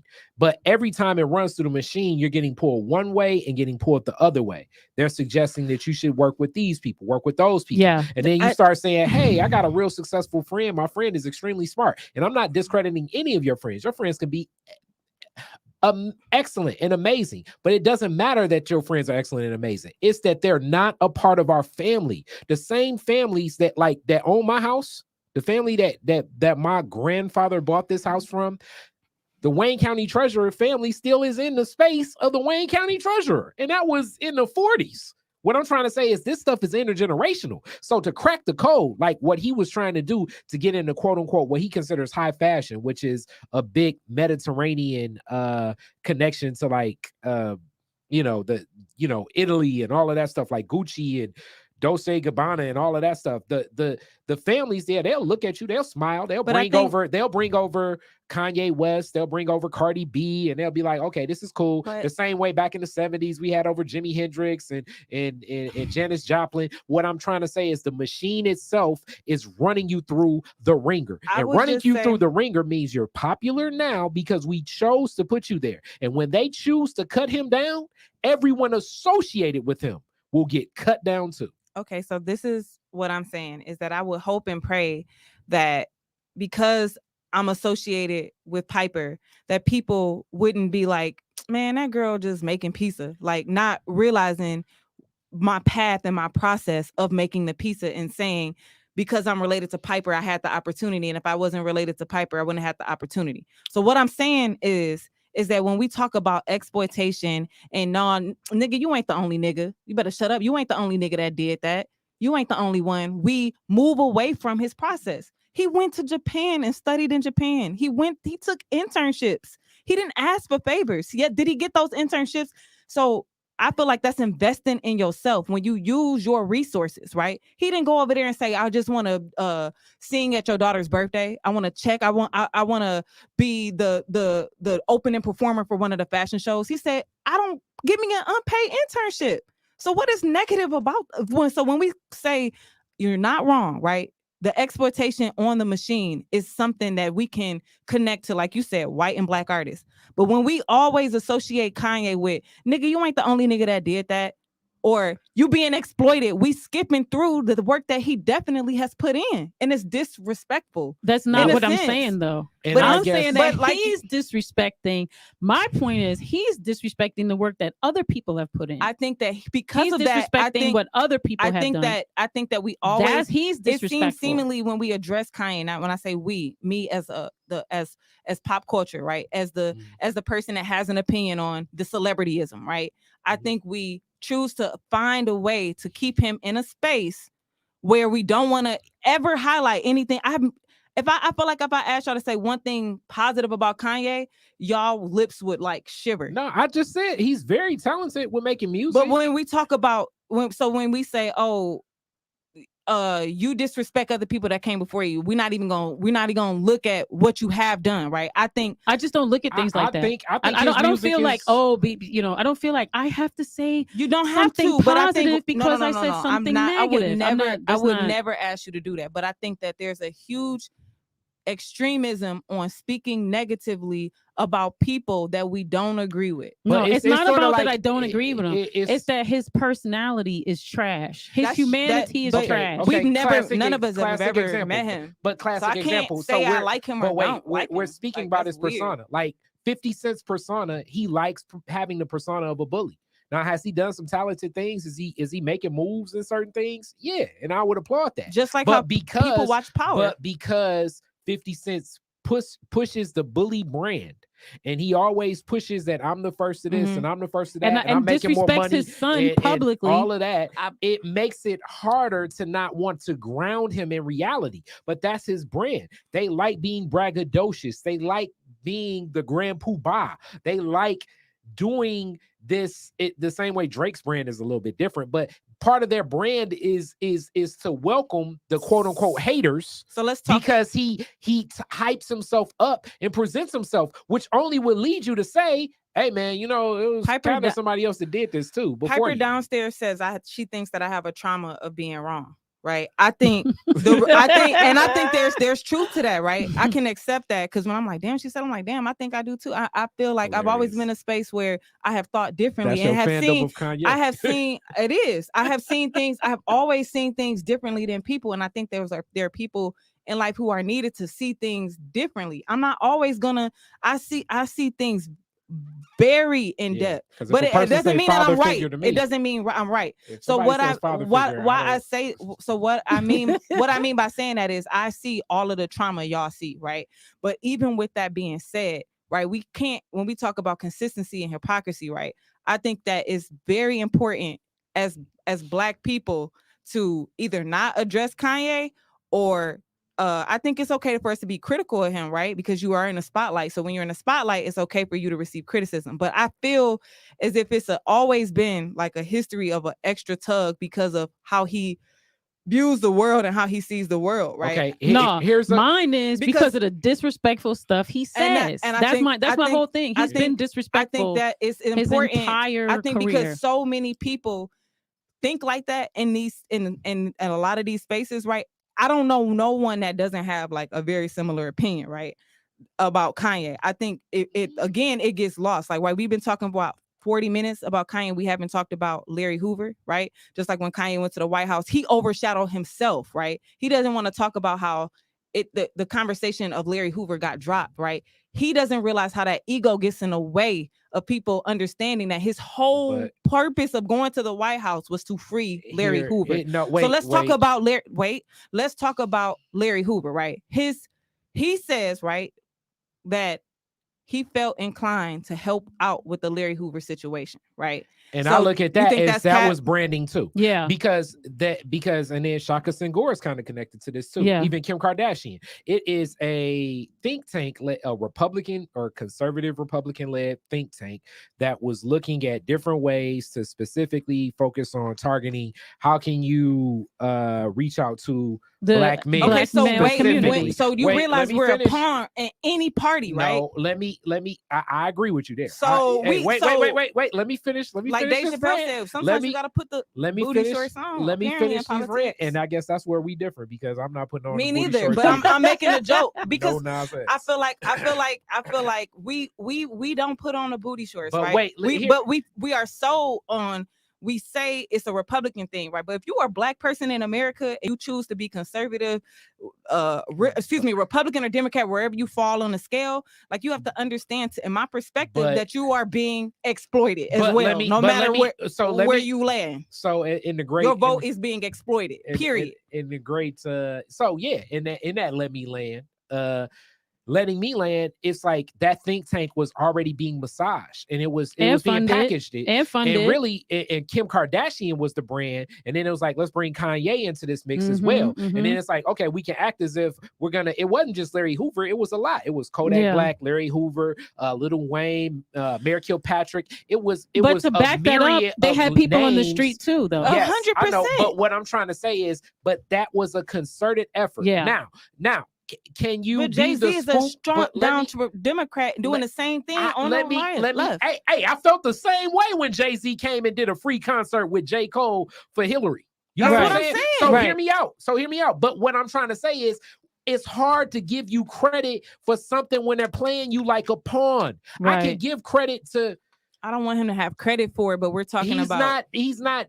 You know what I'm saying? So, like, if they snatch you up, like, we need a face and we need a name. Kim Kardashian isn't here. Hey, ask your husband if he's free to come and then run by him. But we are forgetting the connection of Chicago. See what I'm saying? Hear me out, though. But if they come to you, connection. If they come to you, if they already package it and say, hey, who do you think you want to get out of jail? Are we factually saying, are we going on air and factually saying that the only reason why Kanye West is attached to the Larry Hoover, freeing Larry Hoover is because it was his wife's social justice work to free Black people? And that wasn't even his saying that? wife's social justice work. So we are saying that that's a fact. Think tank that intentionally, and that's a fact, wanted, yes. Okay. Yes. All right. I don't know if that's it's Black folks from Detroit that was a part of that. Okay. Yes. So it's a think tank that was intentionally used to sway this, and it's a sleight of hand. Now, does this happen on the Democratic side of the game? Of course. All the goddamn time. But like we're not going to get to the infrastructure bill, but the infrastructure bill is happening in that same we're vein. discussing the politics of this, but we're not really presenting the fact that I can't give you credit. I gotta cut you off because I can't give you credit for something. I don't want credit. I can't give him credit. I don't want him to have credit when they playing him like a pawn. When they basically said, "Hey, who do you want to free?" The point that I'm making, we don't give a damn about freeing any of these Negroes. So the point that I'm making is that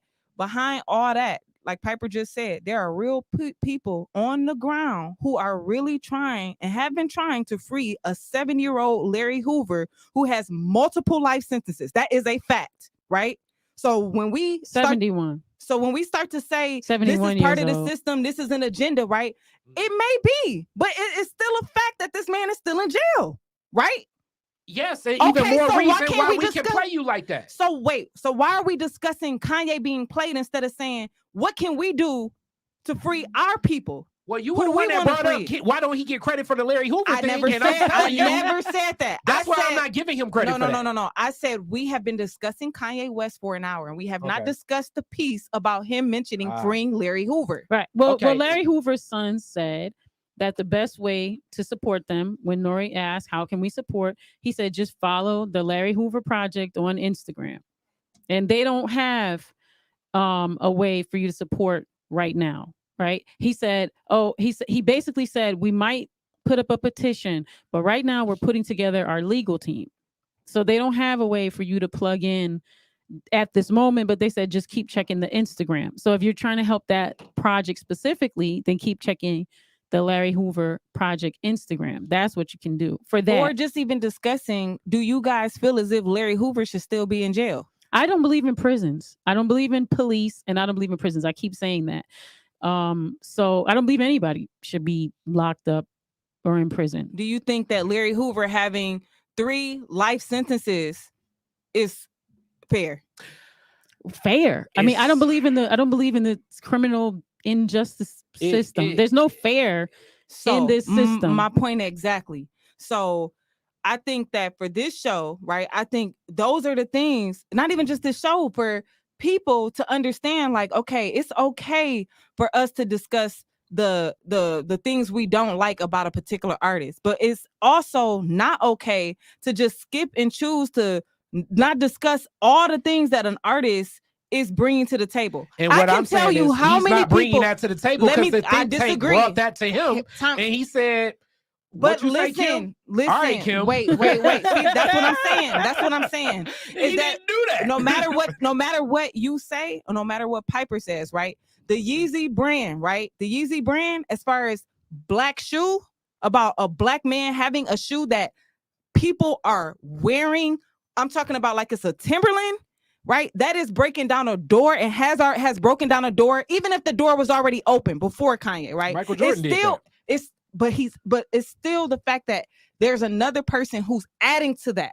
Okay. He's adding to that. So to say, okay, we can say all what we're saying today, right? But the fact that people watch Drink Champs that have never heard of Larry Hoover are looking Larry Hoover up, because that is the domino effect of the world we live in. Is the more you do name drop, the more that you do bring things up, right? 2 or 3 years from now, to say that wasn't an instrumental move, we will never know, but I guarantee you it will be, right? So those are the things when I say I don't think he's disgusting.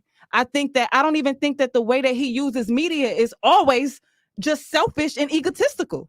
I think that it's important for us to, when we paint a picture, especially of a black character, for our own benefit, that we paint it fully. I'm not saying give somebody roses. I'm not saying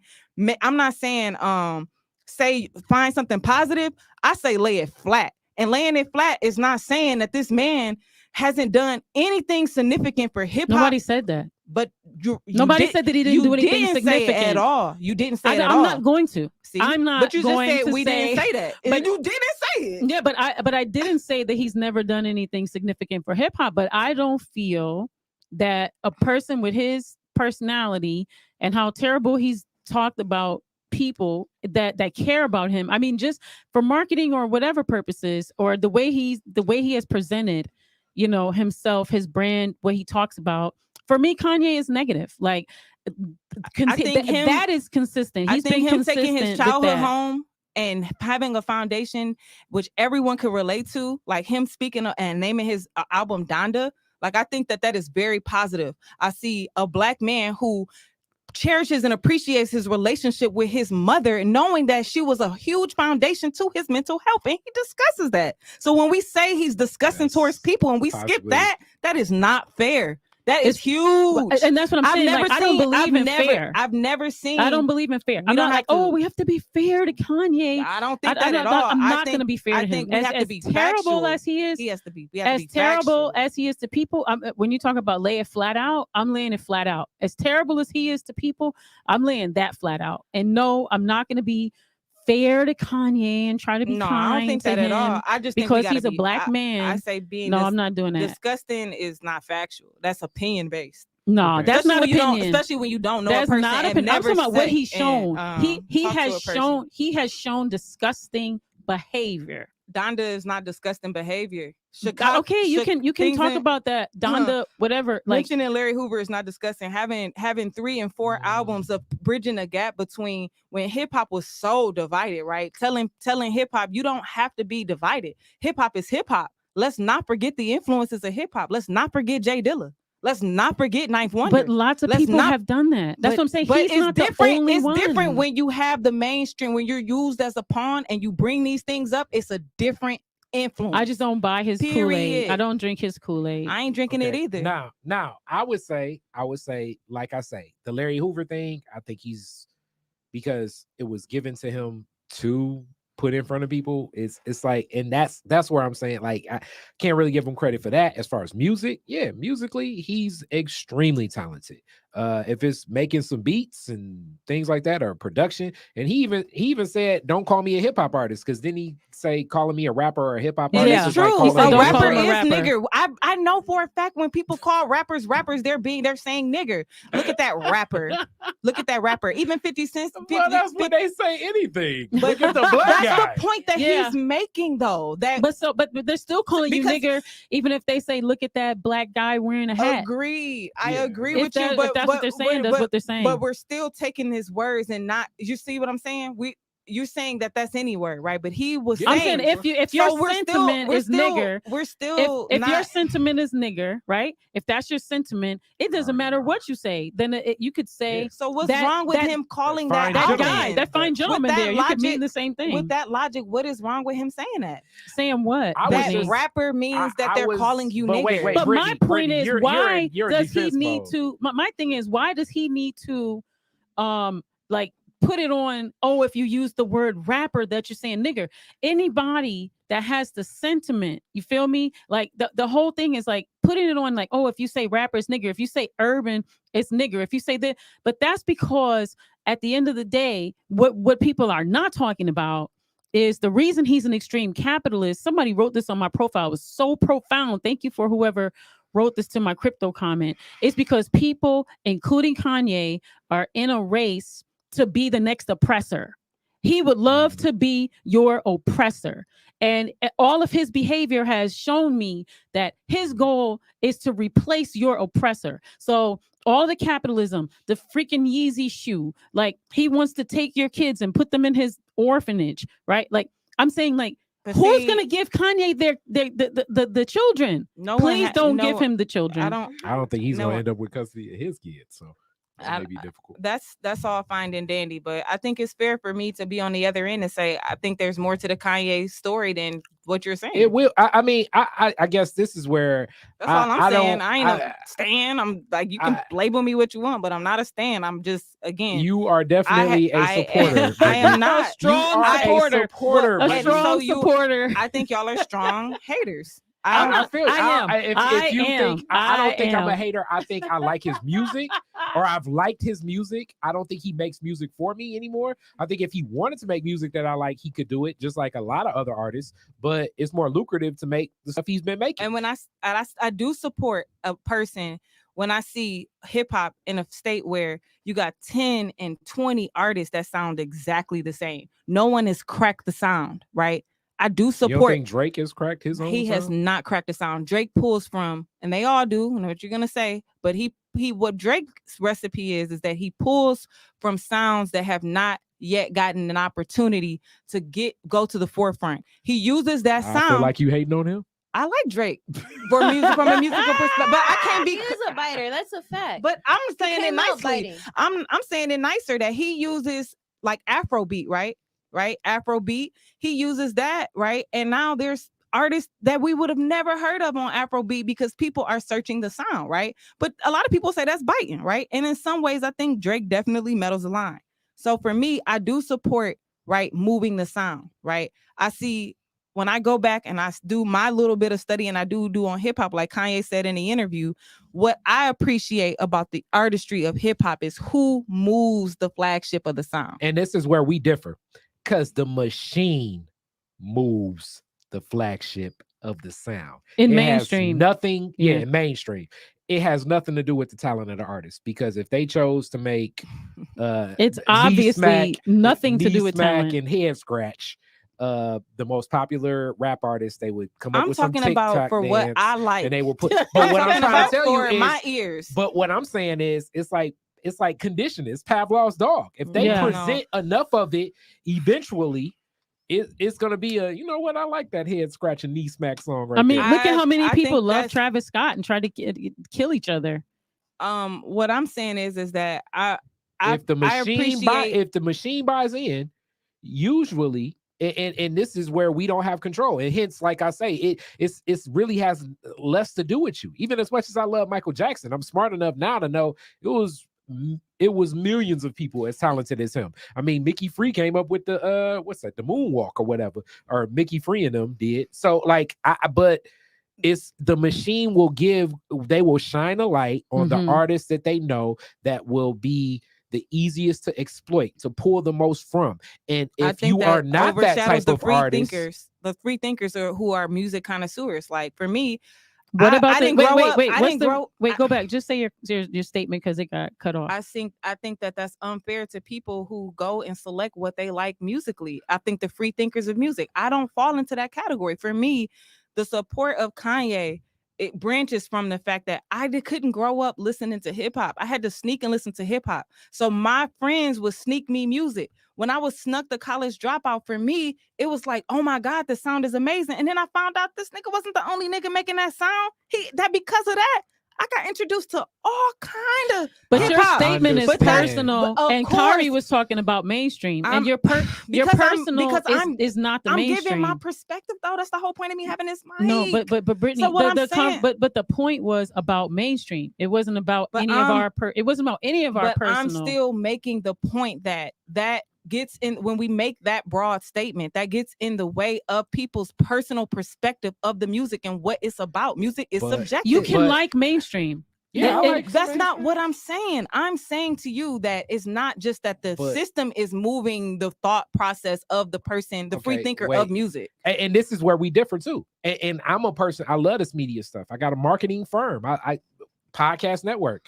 I do think that conditioning has massaged what we think is good and what we think is not good. Definitely. Now in the world of free thinking, and that's an interesting term that has become more popularized in the past 6 years. But in the world of free thinking, we've still even been conditioning to think what we think is free. Exactly. Because the whole concept, if left in a vacuum, we have no idea what it would be. Right. Like I know in that same zone, I remember I was one of the first people like, okay, I kind of like what Kanye is doing, but then I got to really think about how Kanye was even presented and put in front of me. And Kanye was presented and put in front of me from a platform of the mainstream. Now, was he as mainstream as Jay-Z? No, not at the time, but he was associated with Jay-Z. So it was like, let's even break that down, because it was adjacent. So is he talented? Yes. Man. But are there people just as talented? Yes. But is it still like the machine has to be able to get something off of you? So maybe the term exploitation may not be the right word, but in this game, people got to get something off of you to even put you in front of people. But we still have to break down stuff, right? No matter how you want to label the bigger picture, right? Let's remember that Kanye was just a pure producer, right? He would be rapping in front of Dame and Jay. Yeah. Jay was not feeling Kanye at all, right? No. This is why where a lot of my rub comes with Kanye, right? Jay wasn't feeling Kanye at all, right? Yeah. He went to another label. He was supposed to get a deal. That deal fell through, right? Yeah. He came back and begged Dame to give him a deal. Give him a deal. Dame gave him the deal, right? Yeah. Kanye's first song was Through the Wire, right? Yeah. So the point that I'm making is let's remember that it wasn't just the machine being like, this is something different, so we gonna pull it up, right? Because of the sound of Through the Wire people heard the raw edition of Through the Wire first, whereas mouth was still trapped. I remember, right? I heard it. So too. people were so for some reason drawn to the sound of how raw his mouth being wired, and then him having a song about his mouth being wired.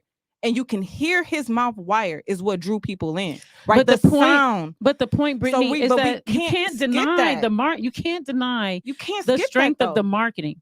Like, and that's the thing that I would even, beg people to think about is, like any one of us, right? Like I would say I'm one of the biggest Michael Jackson fans like that there ever is, right? But I still can't deny that he's also one of the biggest stars that ever existed, and that there was a huge machine behind to make sure that I loved Michael Jackson. Yes. And Michael Jackson came into my life. I think like they got to Motown at 69. The Jackson 5 got to Motown 69. I was born in 72. So my entire life, I've been a part of all the Michael Jackson albums, whether it was, for me, it was Destiny, and then, just all the way forward, right? So for me, what the music industry did, what the machine did, what the marketing machine did was they caught me when I was a child, and then I was, and I'm using myself, right, as an example. Then I was pulled through the machine,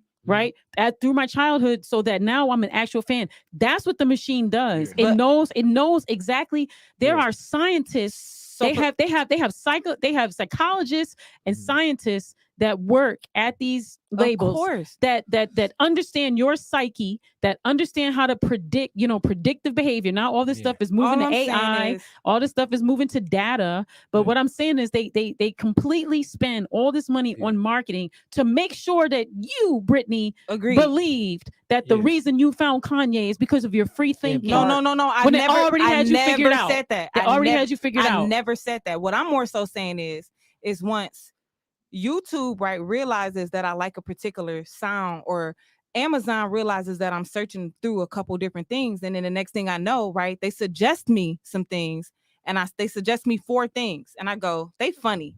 They see me searching this for this, and I look at the 4 things, and I am in search of something, right? I haven't even made a purchase yet, but they suggest me 4 things, right?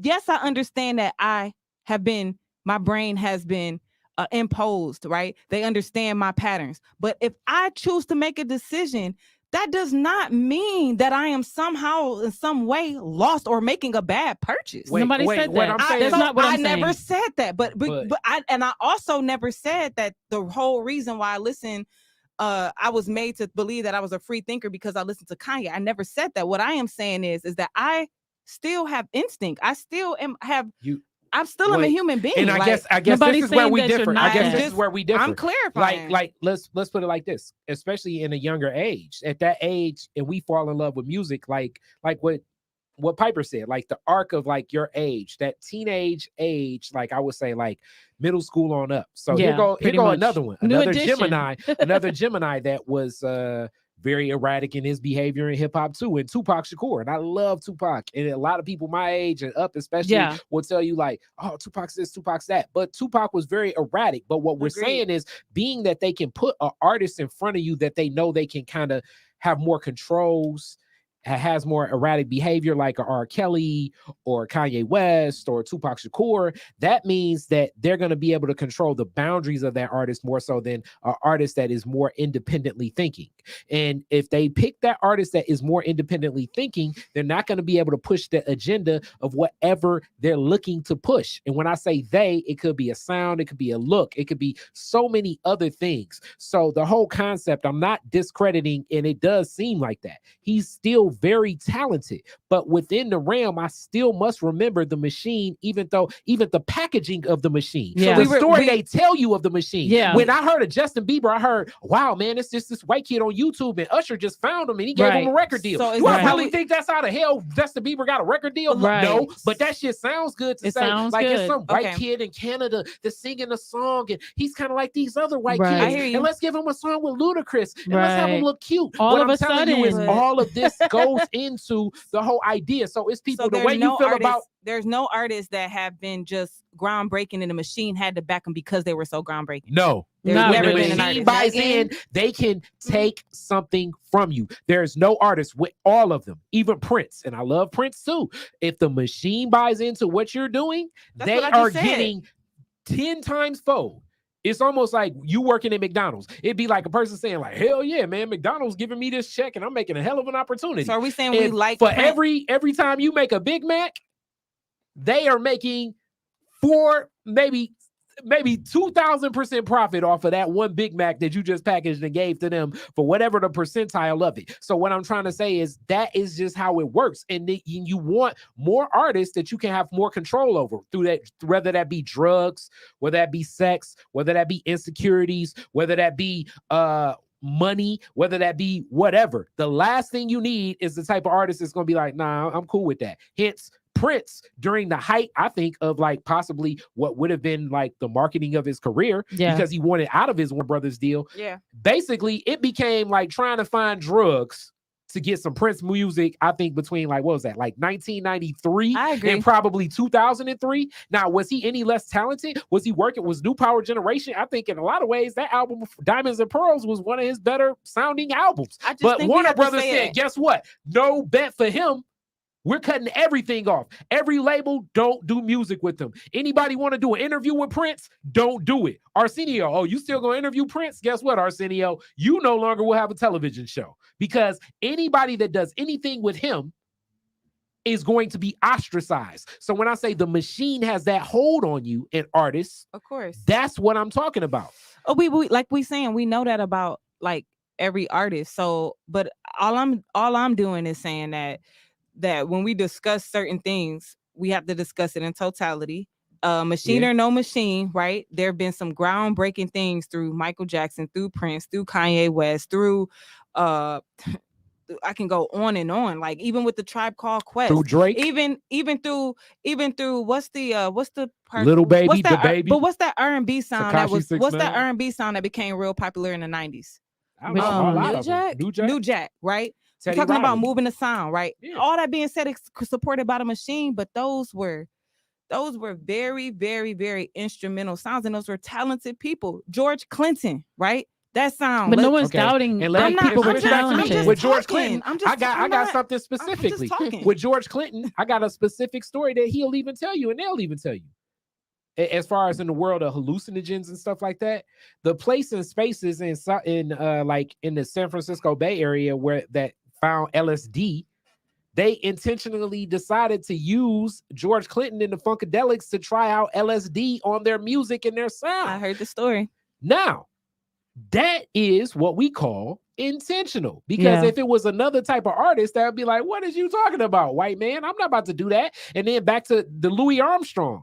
They knew Louis Armstrong was going to be like, yo, let's get your big black guy, and I love Satchmo, but we're gonna have you dancing and following the steps of Shirley Temple, because guess what, if you want this record deal, you're gonna have to listen to this little 5-year-old white girl tell you what to do. Well, I'll say that if we're gonna for the trumpet players that was like, I ain't about to let that happen, no record deal. If we're mixing influence or drugs or whatever into music, right, or even just artistry, right, to just add on to your statement and to give again totality, right, Edgar Allan Poe, right, and who knows who was influencing Edgar Allan Poe, but we all know that through Edgar Allan Poe's genre of writing, right, it was backed by use of drugs, meth to be exact, right? So this to say someone gave George Clinton the drugs and then the sound was created, okay, sure, right? But all I'm saying is that machine, drugs, or what, psychology or what, I think that we're all in this room, right, have an ear for music, whether it be the machine or no machine. We like what we like. All four of us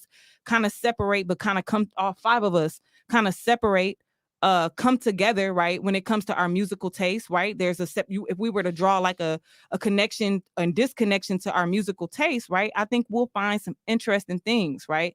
So when we talk about music, when we're talking about music, right, we can talk about it from a huge a lot of different ways, right? So when we're saying that there's a machine, right? Okay, we can talk about it from that angle. Okay, why do we recognize things? We can talk about the psychology, but if we're gonna just talk about what our soul and spirit connects to, right? What we perceive as groundbreaking, what we think is monumental, right?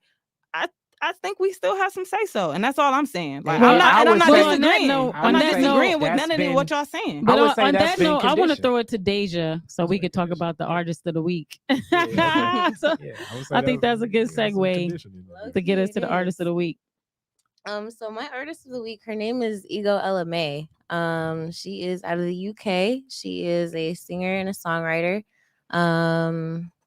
Most of her work talks about just independence as a woman, and just battling, I guess you could say, quote unquote, the matrix, just seeing things for what they are in her world as a Black woman, and her frustrations with what she sees and experiences. But it's also kind of poetic in the way that she paints the pictures of her experiences. She is really good at talking about like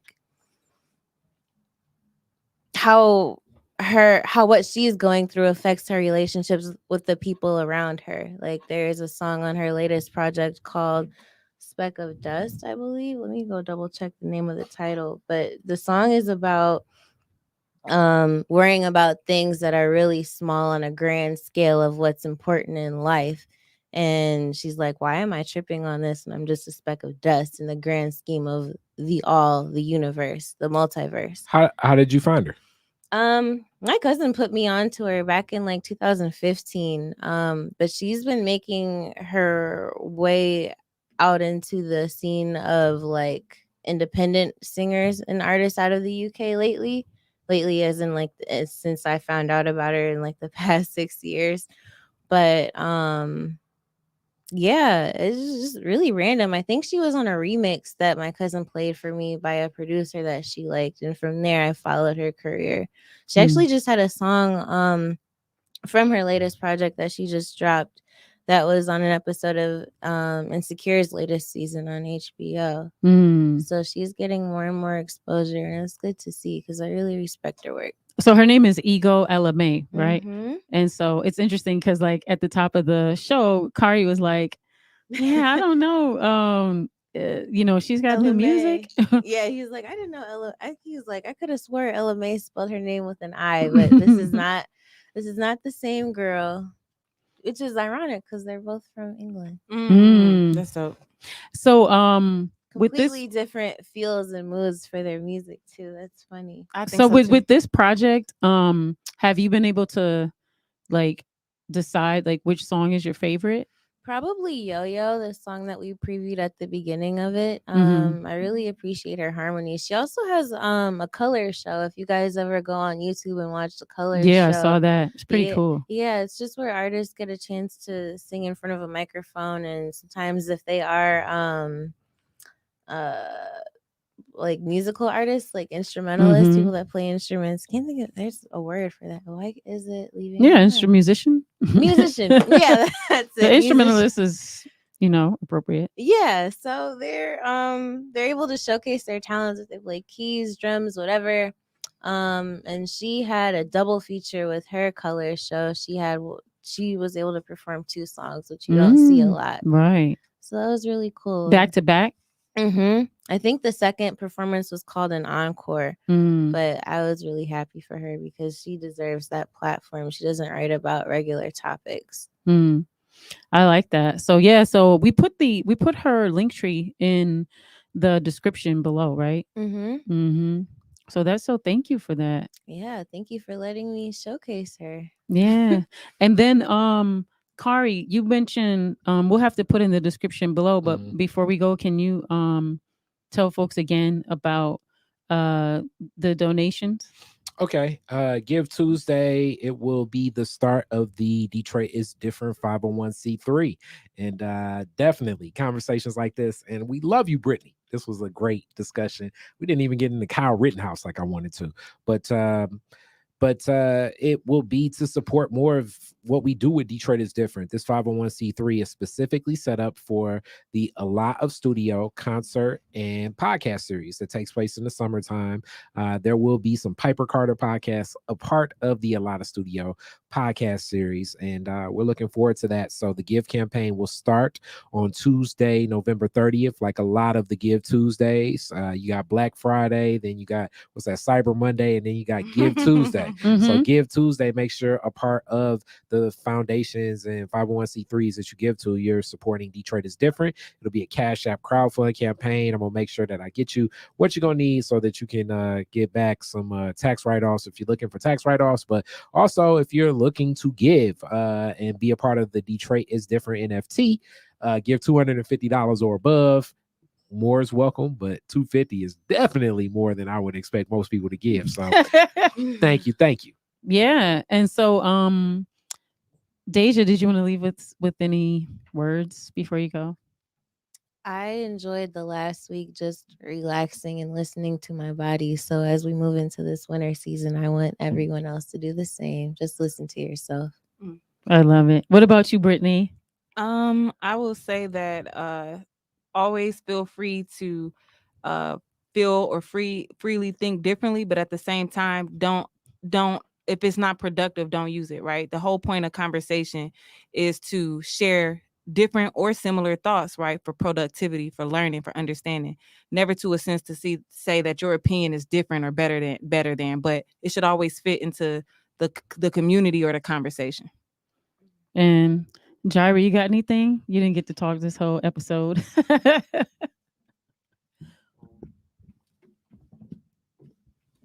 All I gotta say is make sure everyone stay safe, especially on the internet, because a lot more things are getting automated, and they'll be able to hack you just by emailing you or even on your phone on social media. So. And I guess does that leave me? Yeah. Or did you say something? You said yours, Brittany, right? Yeah. Or Khary. Go ahead, Khary.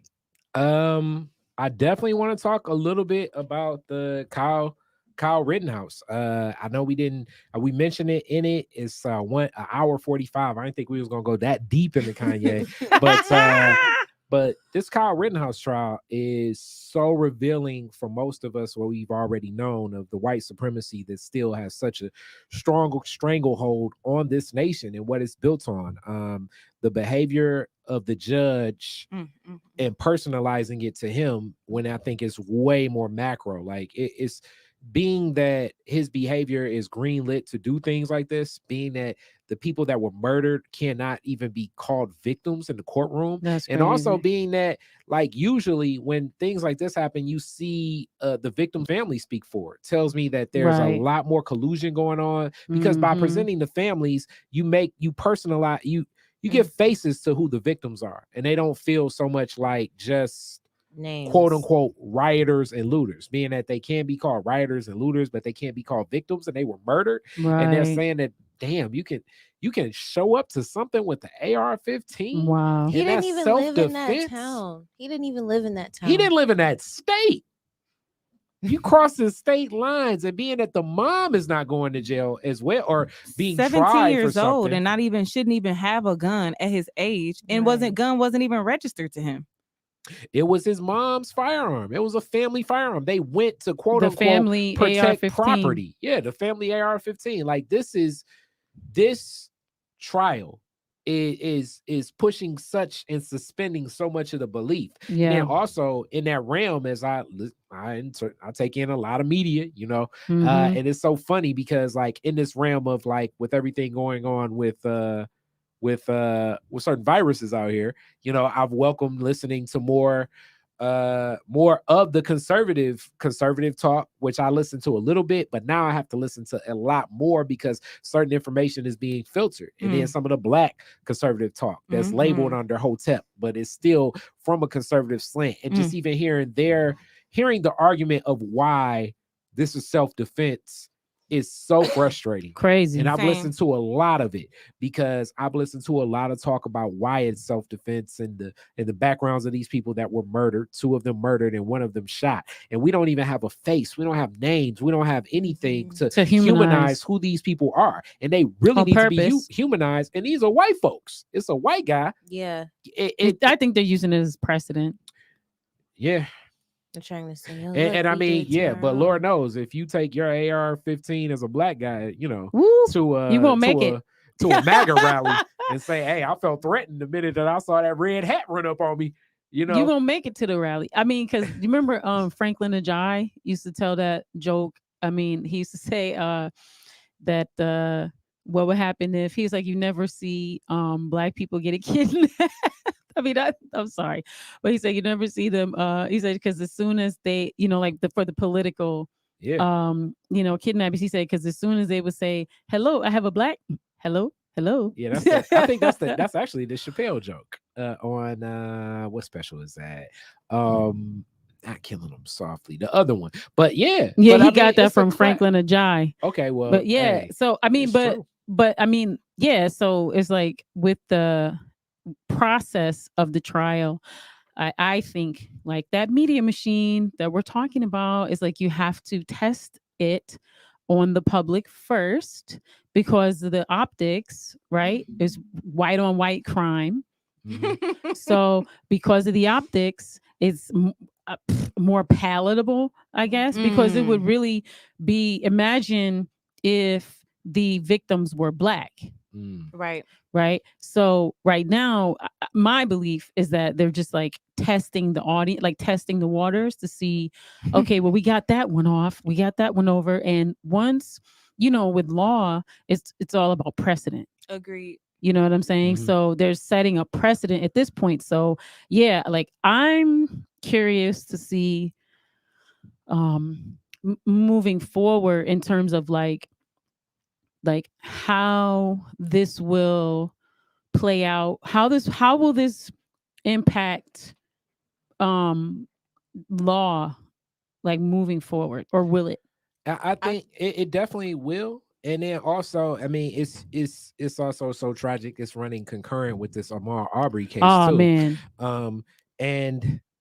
And when we think about the pulse and the anger, also with these, you know, January 6th quote unquote convictions and responding to America, but like this is, you know, I think you know, people talk about this often, but there's a strong anger from a lot of white men that feel entitled to quality of life that they feel they deserve, that the romanticized ideal that their grandfathers or forefathers had before them, and it's coming to life because it should be, to be a 17-year-old and see this and think to yourself, yeah, let me get in my pickup truck with my mama and go down there and shoot some people. Like that's such level, a disconnect. Like, when I saw what was happening with Kenosha, it was like, okay, why don't I stay home and be cool?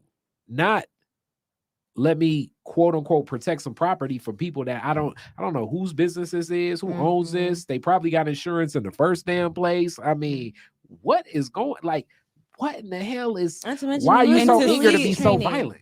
Yeah, you mentioned the judge. Like, did you guys see the footage of the judge addressing the prosecutor? Oh yeah. Oh my gosh. Yeah. That's why I'm saying, I'm wondering, like that footage along with the setting, you know, the tone, him setting the tone, like that's what I'm saying. I wonder like what impact this is going to have on law. It feels like it will have some impact for sure. Doesn't it feel like that, Pipe? It feels like it. I mean, I would hope that people would see it and become outraged and be like, okay, this process is not how we should be doing quote unquote justice, right? Like that's my higher hope. But I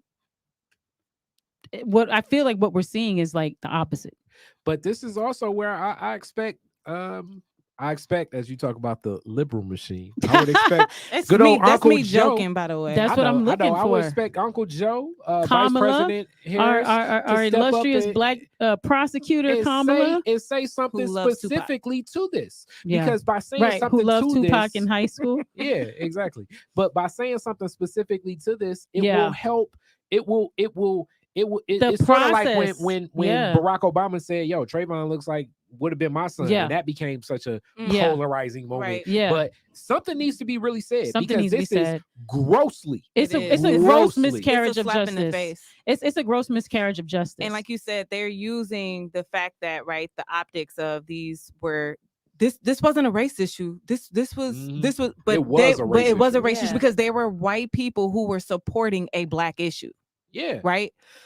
So that's they're like just so killing crazy. all the nigger lovers. Basically, You know, like right. that's pretty much what it is. Right. And like, Yeah. hey, you know, be careful. What side? You know, the message is like, be careful what side you're on because you could lose your life. right. But for me, Yeah. like the largest issue is like how, like the reason I'm just harping so much on like how this is going to impact, you know, I mean, Precedent not that law. our legal system is so fair and Just. just in this moment, Right. but just how much more it will crumble, how much more it will go towards a more, you know, totalitarian, you know, a law and order type of, you know, like us versus them, you know, like just being able to tell, just like that act in and of itself, the judge telling you know, setting those standards that okay, you know, you can't call them victims, like you know, just it's And even then it's hard to like how get the the thoughts hell, out. How the hell do you get murdered? How the hell do you? Okay, because they're not. I guess you're on trial for murder. How the hell are you shot somewhere and you're not a victim? If I'm shot, Yeah. I'm a victim. Especially if you're what am I murdered. supposed to Violence be? at the minimum. Especially if you're murdered. Which is man, it's What a does that say lot. about life? I Like, what does know. that say about the value of a life? So it basically says like if you try to protect black folks or, you know, fill in the blank, this was going to happen to you. Yeah, basically. And then, you know, what's tough is the challenging is that it's always optics and angle for when you discuss this openly with people who don't agree with the way we see things, right? It's, you know, there were people who were so worried about their stores. There were so many, you don't know what was going on. But that's not this the was point. so scary. Outsiders duty But to protect it. do you see what I'm saying? Like, No, the it's- point in that argument is that's a mute point. The point in the argument is people were murdered, so you cross a line. Like that's the way the system is. You've crossed a line. You don't take, I mean, so-called, if you talk to these same people, these are the same law and order people that are pro-police. it's just So unreal. He if was you in believe in training the to be a policeman. right, if you believe in the police so freaking much, right, and you're not a police yet, you're not following the law, Right. right? That's such a According great to point. your law and order standards, you're not even following your own standards. So you're outside of the system that you claim to Mhm. uphold. So you come out here like a vigilante outlaw, and you think that that's the way that things are supposed to go, right? And not only that, but you're backed by the judge, Right. who is on television. Yeah. Okay, like that's the other thing. It's not like it's some backwoods courtroom, Yeah. you know, hidden somewhere where national, nobody can see. You're international. like the main story every single day Yeah. on national television. That's how brazen you are. Mhm. That you have the, you know, right, or you have, you know, the audacity, as they say, to do like this is, you know, how things should go. And honestly, I'm like it's beyond appalled. Like I need to see people challenging this. Like But- I but- just but need to see furthermore- them challenged. But furthermore about that, in that same zone, and this is what makes us so angry as we look at white supremacy play out like this. It's that you see this, and then you see other people say, "Well, you can't do nothing because he's a judge." It's like, damn, Are you all that. crazy? I don't care. Oh Because my God. clearly, because he's That's not the completely way our been so system works. It does dismissive not. over what the law is. Yeah, you can throw a judge in stepping jail. You could tell the judge that he's out of order. Yeah. Like there's all types of things that you can do as a you know, anyone that wants to challenge this case. There's so many things that could be done, you know, especially, you know, on the Court of Appeals. Like there are so many avenues that could be taken to bring up the miscarriage of justice and the Yes. misconduct of the Yeah. judge. And very, very eerily similar to Governor Snyder and what happened in Flint. Eerily, No, I don't mean, be- right now, yeah. I mean, we're talking about Benton Harbor and Governor Whitmer. Yeah. But also eerily similar to George W. Bush and that Yep. whole campaign Yep. of what happened Katrina. with Iraq. Oh, yep. So Iraq, like, yep. and I mean, you know, so like it. I mean, the list is long. And it just, it just keeps going on. Robert Ficano in Wayne County in that half-built jail across the street from an NFL stadium. Oh my gosh. Like these things where it's like, well, we can't, our hands are tied. Nobody can go to jail. And it's like, what do you mean nobody can go to jail? What do you mean our hands are tied? This is bullshit. Yeah. So should local people look into the policies and laws around self-defense in that state? Like, where do we start? Where should people start? Like, is it self-defense policies, or is there another area of when we start looking at, you know, how to fight and how to look at things that are in place? Is that a good area to start? I mean, are you talking about this case? Yes. And no, I mean, this case, you have to start with this case specifically. Well, you have to go after you have to go after the judge first. I see what you're saying. You have to show that the judge did not act in accordance to the process, so that that he disrupted. You have to show that the judge disrupted a fair and due process. Understood. Right. Mhm. And then I mean, that's where you start. Okay. Right, with this case specifically. I love that. Now, when you're talking about like all the other So you many know, other things, cases. Yeah. then I mean, like, you know, here in Detroit, you know, our social justice community is so tiny. When you're talking about environmental justice, it's even tinier. Even like, you know, amongst ourselves, we don't even all agree to where we could come up with a unified, you know, way that we even want to deal with, you know, how to do things. You know, we talk about that all the time, like, oh, if Black people just unite, you know, it's about, okay, there are so many things that are going on. There are so many fights. There's so many people that have active cases, you know, against all these Supreme Courts. You know, if you were to just Google, you know, like current cases against, you know, lawmakers or judges or attorneys, like you would, I'm sure you wouldn't be surprised, but I mean, it's pretty commonplace, the miscarriage of justice.